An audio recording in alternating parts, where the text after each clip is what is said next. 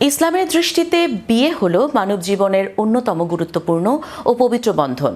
আল্লাহ তাআলা একাধিক বিয়ের অনুমতি দিয়েছেন কঠোর শর্ত সাপেক্ষে, যার মূল ভিত্তি হলো ইনসাফ বা ন্যায় বিচার। কিন্তু এই একাধিক বিয়ের ব্যাখ্যা আজ পরিণত হয়েছে বিতর্কে। বিস্তারিত থাকছে ডেস্ক রিপোর্টে। ইসলামের দৃষ্টিতে বিয়ে হলো মানব জীবনের অন্যতম গুরুত্বপূর্ণ ও পবিত্র বন্ধন। তবে সময়ের পরিক্রমায় ইসলামের এই মহান বিধান নিয়ে বহু বিতর্ক সৃষ্টি হয়েছে, বিশেষ করে একাধিক বিয়ে। এই বিষয়টি নিয়ে যা বলা আছে ইসলামে আর আমরা যা করছি। আল্লাহ তাআলা বহু বিবাহের অনুমতি দিয়েছেন কঠোর শর্ত সাপেক্ষে, যার মূল ভিত্তি হলো ইনসাফ বা ন্যায় বিচার। এই ন্যায় বিচার কেবল আর্থিক ভরণ পোষণ বা খরচের মধ্যে সীমাবদ্ধ নয়, বরং সময়, মনোযোগ, ভালোবাসা, আবাসন ও আচরণের পূর্ণ সমতা বজায় রাখাও এর অন্তর্ভুক্ত। কোরআন ও হাদিসের দৃষ্টিতে ন্যায় বিচারের শর্ত পবিত্র কোরআনে আল্লাহ তাআলা বলেছেন, আর যদি তোমরা আশঙ্কা করো যে এতিমদের প্রতি সুবিচার করতে পারবে না, তবে তোমাদের জন্য অনুমতি রয়েছে অন্য নারীদের মধ্য থেকে 2, 3 বা 4 জনকে বিবাহ করার।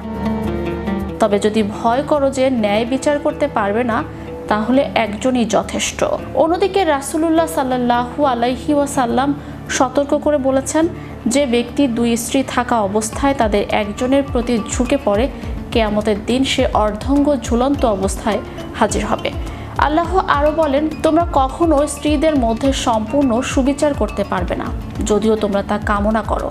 অর্থাৎ ভালোবাসা ও মানসিক টানাটানির জায়গায় সমতা রাখা মানুষের পক্ষে সম্ভব নয়। তাই ইসলাম স্পষ্টভাবে জানিয়ে দিয়েছে, যদি সামান্যতম আশঙ্কা থাকে যে ন্যায় বিচার প্রতিষ্ঠা করা সম্ভব নয়, তাহলে একজন স্ত্রী যথেষ্ট ও উত্তম। ইসলামে যার বিয়ের অনুমতির প্রেক্ষাপট ও উদ্দেশ্য। ইসলাম বহু বিবাহকে বাধ্যতামূলক বা উৎসাহিত করেনি, বরং একে মুবাহ অর্থাৎ পরিস্থিতি ভিত্তিক একটি অনুমোদিত বিকল্প হিসেবে রেখেছে। মুফতি তাকি উসমানী বলেন, বহু বিবাহ ইসলামে কোনো কর্তব্য নয়, বরং প্রয়োজন ভিত্তিক একটি বিকল্প। তবে কিছু বিশেষ পরিস্থিতিতে এটি সমাজের ভারসাম্য ও মানবিক সমাধানের অন্যতম পথ হতে পারে।